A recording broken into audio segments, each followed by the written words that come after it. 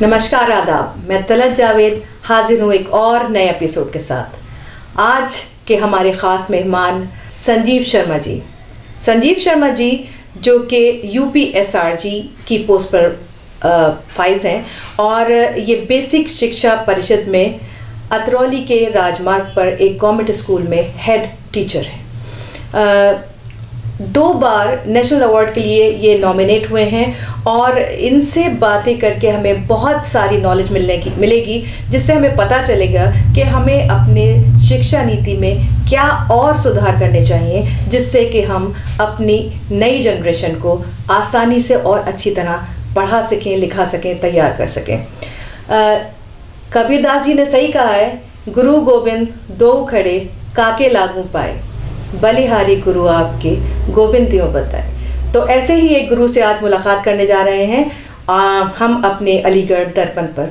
बहुत बहुत स्वागत है संजीव शर्मा जी आपका हमारे इस एपिसोड में, और बहुत अच्छा लगता है, उम्मीद है कि बहुत अच्छा लगने वाला है, आपसे बहुत सारी नॉलेज मिलने वाली है। तो शुरू करते हैं आज का सिलसिला। सबसे पहला सवाल जो मेरे जहन में आता है कि शिक्षक ही क्यों? पहले तो बहुत बहुत धन्यवाद तलत जी, अलीगढ़ दर्पण के सभी दर्शकों के लिए, और मुझे ये अवसर आपने दिया ये जानने के लिए। जैसा आपने सवाल किया कि शिक्षक ही क्यों, मैं ऐसे सोचता हूँ कि शिक्षक स्वयं समाज का दर्पण होता है। बेशक। और अगर आप सामाजिक परिवर्तन की बात करना चाहते हैं तो वो शिक्षा से शुरू होता है। मुझे शिक्षक बनना इसलिए ज़्यादा पसंद है कि एक इंसान होने के नाते, एक ह्यूमन बीइंग होने के नाते मैं स्वयं में तो चेंज कर सकता हूँ, लेकिन अगर मैं एक बड़ा चेंज करना चाहता हूँ तो वो सिर्फ एक टीचर ही कर सकता है, एक शिक्षक कर सकता है। शिक्षक वो काबिलियत रखता है कि वो पूरे समाज में बदलाव की बयार ला सकता है, और इसलिए मैं समझता हूँ कि शिक्षक से बेहतर कोई पेशा हो नहीं सकता। एक शिक्षक ही है जो, आप डॉक्टर बने, इंजीनियर बने, आप राजनेता बने, आप बिजनेसमैन बने, कुछ भी बने, बनाएगा आपको शिक्षक ही। बेशक। इसलिए शिक्षक से ऊपर कोई नहीं हो सकता। Very very well said sir. शिक्षक सर्वोपरि। तो उस्ताद का होना किसी की ज़िंदगी में वाकई इतना ही ज़रूरी है, क्योंकि मार्ग तो मिल जाता है, पर उस मार्ग पे कैसे आगे चलना है, बढ़ना है और कैसे तरक्की करना है, वो एक शिक्षक की ही सोच और विजन होता है, जो किसी भी छोटे बच्चे को किसी भी प्रोफेशन की तरफ आगे बढ़ा के उसे कामयाब कर सकता है। बहुत ही सटीक जवाब हमारे इस सवाल का। दूसरा सवाल मैं आपसे ही करना चाहती हूँ कि शिक्षक 2 तरह के होते हैं। एक तो वो शिक्षक के जो बच्चों से अटैच रहते हैं, स्टूडेंट्स के करीब होते हैं और बच्चों के साथ एक फ्रेंड बन के रहते हैं। एक वो शिक्षक जो कि बहुत स्ट्रिक्ट होते हैं और उनका एक रोब, एक दबदबा रहता है बच्चों के ऊपर। तो आप अपने आप को किस श्रेणी में रखते हैं और कौन सा शिक्षक ज़्यादा कामयाब होता है? देखिए, आपका जो सवाल है, इस सवाल को मैं 2 पार्ट करके देखता हूँ। अगर आप शिक्षक कह रहे हैं तो दबदबे की बात नहीं हो सकती। Very well said. अगर कोई भी ये सोचता है कि मैं शिक्षक बनकर बच्चों पर रौब गांठ कर या दबदबे के साथ या डंडे के जोर पर मैं उसे सिखा पाऊंगा, तो फिर सॉरी टू से कि वो शिक्षक की श्रेणी में आता ही नहीं। इसलिए मेरा मानना यह है कि अगर आप शिक्षक हैं, और जैसा मैंने कहा कि समाज में बदलाव की बयार शिक्षक के जरिए ही आ सकती है, तो आप अगर किसी को सिखाना चाहते हैं तो सिखाने की प्रक्रिया कभी भी डंडे से शुरू नहीं हो सकती, कभी दबदबे से शुरू नहीं हो सकती, कभी डांट से शुरू नहीं हो सकती। और ख़ास तौर से बेसिक एजुकेशन के लिए जो छोटे बच्चे होते हैं जी, उनके लिए प्यार की और अफेक्शंस की ज़रूरत होती है, उनके इंटरेस्ट को जगाने की ज़रूरत होती है, वो करने की ज़रूरत होती है जिससे उसको इंटरेस्ट आ सके। बिल्कुल बिल्कुल। और यही व्यवस्था अभी जो हमारी भारत सरकार ने NP 2020 लॉन्च किया है, उसमें आप देखें 5+3+3+4 का जो मॉड्यूल डेवलप किया है जी, वो यही है कि साइकोलॉजिस्ट के अकॉर्डिंग बच्चा 8 वर्ष की उम्र तक मैक्सिमम सीखता है जी। और 8 वर्ष तक की उम्र एक ऐसी होती है जहां उसे लव और अफेक्शंस की जरूरत होती है। जी जी। इसीलिए ये कहा गया है, आप देखिए हमारे यहाँ उत्तर प्रदेश की शिक्षा व्यवस्था में आंगनवाड़ी का कंसेप्ट है जी। और आप कहीं भी किसी भी गांव में किसी भी स्कूल में उठा के देख लीजिए, आंगनवाड़ी महिलाओं को बनाया गया है। जी बिल्कुल सही कहा आपने। और महिलाओं को मैं समझता हूँ बच्चों से प्यार और दुलार के लिए जाना जाता है। उनके अंदर एक स्वाभाविक प्राकृतिक चीजें होती हैं। बेशक बेशक। तो इसी से स्पष्ट हो जाता है कि कोई भी शिक्षक हो, किसी भी लेवल पे हो, अगर वो दबदबे के लिए सोचता है, ये सोच के चलता है कि मैं डंडे के जोर पर सिखा पाऊंगा, तो फिर वो एक स्वाभाविक रूप से शिक्षक नहीं है। वो बाय प्रोफेशन तो शिक्षक हो सकता है जी। लेकिन जो अंतरात्मा से शिक्षक होता है जी, वो जी। वैसा नहीं है। तो इसलिए मेरा मानना है, मैं अपने आप को उस कैटेगरी में तो बिल्कुल ही नहीं रखना चाहूँगा, क्योंकि मैं स्वयं जब काम करता हूँ तो कभी कभी बच्चों के साथ जब बैठता हूँ तो मैं खुद ये भी भूल जाता हूँ कि मैं कहाँ हूँ, किस लेवल पे हूँ, मेरी उम्र क्या है। बल्कि बच्चों के साथ यदि आप बच्चे बन पाए तो आप एक सफल शिक्षक बन पाएंगे। एग्जैक्टली। मतलब you have to come into their shoes. बच्चों के लेवल पे आके अगर आप उनसे कनेक्ट कर पाते हैं तो वो एक नया लेवल हो जाता है जहाँ बच्चे सीखते हैं। तो मेरा इससे ही रिलेटेड एक और सवाल कि ये बताएं कि आप बच्चों से कनेक्ट कैसे करते हैं, आपका क्या मेथड है, क्या टेक्निक है? इस दुनिया में लाखों करोड़ों की संख्या में लोग हैं, सब पूजा करते हैं, सब इबादत करते हैं और सब अपनी बात उससे कहते हैं जी। और सबको ये लगता है कि ये हमारी बात सुन रहा है। बिल्कुल, बहुत बहुत प्यारी बात आपने कही है जी। तो एक अच्छे शिक्षक को चाहिए कि वो अपने बच्चों के साथ इस तरह से कनेक्ट हो कि जब आप बच्चों से बात कर रहे हैं तो हर बच्चे को ये लगे कि हाँ, ये बात मेरी हो रही है। और अगर आप ये कर पाए तो नो डाउट बच्चा आपके साथ उतना ही कनेक्टेड हो जाएगा जितना अपनी माँ के साथ होता है। बेशक। बहुत ही खूबसूरत तरीके से आपने इस बात को समझाया। बने रहिए हमारे साथ, मिलते हैं एक छोटे से ब्रेक के बाद।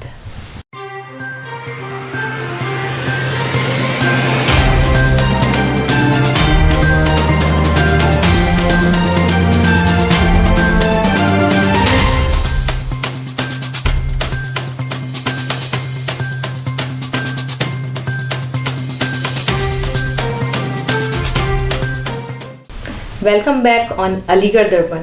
और हम बने हुए हैं संजीव शर्मा जी के साथ, जो कि एक एजुकेटर हैं। तो हमारा सवाल आपसे अब जो आता है वो ये है कि आप शिक्षा में ऐसे क्या चीज़ें हैं जिससे आप प्रेरित होते हैं और उसको डेवलप करने के लिए और आगे बढ़ाने के लिए नए नए प्रयास करते रहते हैं? क्योंकि हमें पता है कि आपका एक यूट्यूब चैनल भी है जिस पे आप एजुकेटर्स को भी ट्रेनिंग देते हैं और काफ़ी सारे आपने मॉड्यूल्स बनाए हैं और उसमें हेल्प भी की है। तो अपनी प्रेरणा और अपने तरीके बताएं प्लीज़। देखिए, ये सही है कि हर व्यक्ति के जीवन में कुछ लोग ऐसे जरूर होते हैं जिनसे उनकी एक इंटीमेसी होती है और जिनको वो उस लेवल पे मान के चलते हैं कि जो अपने सबसे प्रिय चीज़ें होती हैं उनमें रखते हैं। मैं यहाँ अपने 2-3 गुरुओं का नाम जरूर लेना चाहूँगा जी। हम अलीगढ़ दर्पण में हैं और अलीगढ़ की बात कर रहे हैं तो अलीगढ़ में ही वासने कॉलेज है जी, जहाँ पर शैलेंद्र भूषण जी मेरे गुरु रहे, अब इस दुनिया में नहीं हैं। वास्तव में एक शिक्षक की भूमिका से मुझे उन्होंने परिचित कराया। अच्छा। मैं जब तक उनसे नहीं मिला था तब तक मुझे इस फील्ड में टीचिंग के प्रोफेशन से मुझे कोई खास इंटरेस्ट नहीं था। हालांकि मेरे परिवार में मेरे पिताजी स्वयं एक शिक्षक रहे हैं, अभी वो सेवानिवृत्त हैं। क्या बात। तो मेरे पिताजी ने मुझे बचपन से काफ़ी प्रेरित किया। उनको देखकर, उनके कामों को देखने के बाद उनको देखते हुए सीखता मैं बड़ा हुआ। लेकिन बड़े होने के बावजूद भी मुझे कोई इंटरेस्ट नहीं था। लेकिन शैलेंद्र भूषण जी जो मेरे गुरु रहे हैं, उन्होंने मुझे जब ये परिचित कराया कि एक शिक्षक क्या क्या कर सकता है, कैसे कैसे सोच सकता है, तो वहाँ से मेरा जीवन में बदलाव शुरू हुआ और मैंने शिक्षा के क्षेत्र में पहुँचा। हालांकि जब तक शिक्षक बनने के लिए जो एक प्रोफेशनल डिग्री बीएड होती है, तो मैं जब बीएड का कोर्स कर रहा था तो उस दौरान भी मैं ये सोचता था कि जो आता है वो एजुकेशन के तौर पे एक ये इन्होंने वो बना रखा है, पिलर बना रखा है, और बस उसके इर्द गिर्द सब घूमते रहते हैं। कोई साइकोलॉजी की बात कर रहा है, फिलोसफी की बात कर रहा है, टेक्नोलॉजी की बात कर रहा है, लेकिन सब बस उसी के इर्द गिर्द घुमा रही, कैसे हो पाएगा। लेकिन जब उनसे मैं परिचित हुआ, उन्होंने डीप चीज़ें व्यवहारिक रूप से मेरे साथ वो कनेक्ट हुए। भले ही वो आज भी इस दुनिया में नहीं है, लेकिन उनसे मैंने बहुत कुछ सीखा। मुझे लगता है कि टीचर्स बाय एक्सीडेंट जो हैं या टीचर्स बाय प्रोफेशन है, ऐसे शिक्षक जो एक शिक्षक के रूप में सिर्फ नौकरी कर रहे हैं, उनके लिए ट्रेनिंग के साथ साथ उनके लिए मेंटरिंग की बहुत ज़्यादा ज़रूरत है। जी जी। और मुझे खुशी है कि मेरा विभाग मुझे एक मेंटर के रूप में मेरा प्रयोग कर रहा है, और मैं जितना भी प्रयास कर रहा हूँ वो यही है कि हम जितने भी शिक्षक हैं, हम मन से शिक्षक हो जाएं। और जब मन से शिक्षक हो जाते हैं, आप जानती हैं कि मन से कोई भी काम किया गया वो हमेशा सफल होता है, हमेशा अच्छा होता है। बहुत बहुत प्यारी बात है कि वाकई हम मन से शिक्षक हो जाएं तो शिक्षा का स्तर भी अलग होगा और स्टूडेंट्स की प्रोग्रेस भी बहुत शानदार होगी। शिक्षा विभाग से जुड़े होने के नाते आपने अक्सर देखा होगा कि जो girl child drop out rate है प्राइमरी एजुकेशन में, वो कहीं ज़्यादा है। तो इसके पीछे क्या वजह होगी और क्या सुधार करने चाहिए जिसमें कि हमारी लड़कियां भी उतना ही शिक्षा के क्षेत्र में आगे आएँ और पढ़ें लिखें आगे बढ़ें जितना कि हमारे लड़के करते हैं। तो क्या ऐसा एक ख़ास तरीक़ा अपनाना चाहिए जिसमें हमारी बच्चियों को पढ़ाई की तरफ ज़्यादा रुझान हो और उन्हें ज़्यादा आसानियाँ? देखिए, बहुत सही सवाल आपने और सही मौके पे किया है। अगर हमारी बच्चियां शिक्षित हो जाएं जी, तो फिर हमारे समाज की बहुत सारी समस्याओं का अंत स्वतः हो जाएगा। और इसके लिए मुझे लगता है कि हम सभी न सिर्फ शिक्षकों को बल्कि सभी लोगों को मिलकर एक समन्वित प्रयास करना होगा। बहुत अच्छी बात कही आपने, क्योंकि अक्सर कहा करते हैं कि अगर एक लड़के को पढ़ाया, एजुकेशन दी तो आपने एक लड़के को पढ़ाया, मगर अगर किसी एक बच्ची को पढ़ाया, एक लड़की को पढ़ाया तो आपने सारी कौम को पढ़ा डाला। तो ये हकीकत बात है कि वो अपनी सभ्यता, अपनी चीज़ें, अपने कल्चर आने वाली जनरेशन को देगी। सर, बातें बहुत हैं और दिल चाह रहा है कि आपसे लंबा इंटरव्यू ले जाए, बातें की जाएं, लेकिन बस अब आखिर में एक सवाल और आपसे पूछना चाहूँगी कि आपका संदेश युवा के नाम। मैं यही कहना चाहूँगा कि आप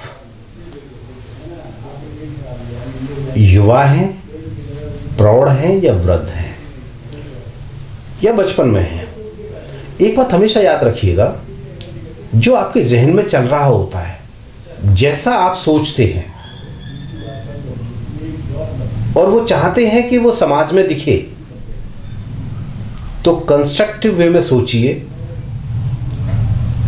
उस दौर के साथ सोचिए कि जिस जगह आप रहते हैं वहाँ की सभ्यता और संस्कृति को कैसे एनरिच किया जा सकता है, कैसे अपने देश और समाज की भलाई के बारे में सोचा जा सकता है, कैसे प्यार और मोहब्बत से रहा जा सकता है।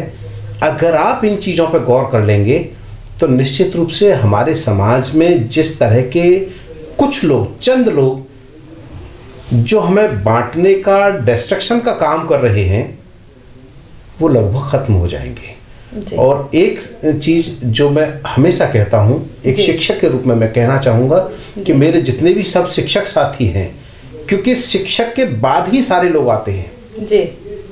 आप बाय प्रोफेशन कुछ भी बन जाएं, बिना शिक्षक के नहीं बन सकते। तो मैं अपने शिक्षक साथियों से ये अपील जरूर करना चाहूँगा कि if you want to be a good teacher then you should be a good learner.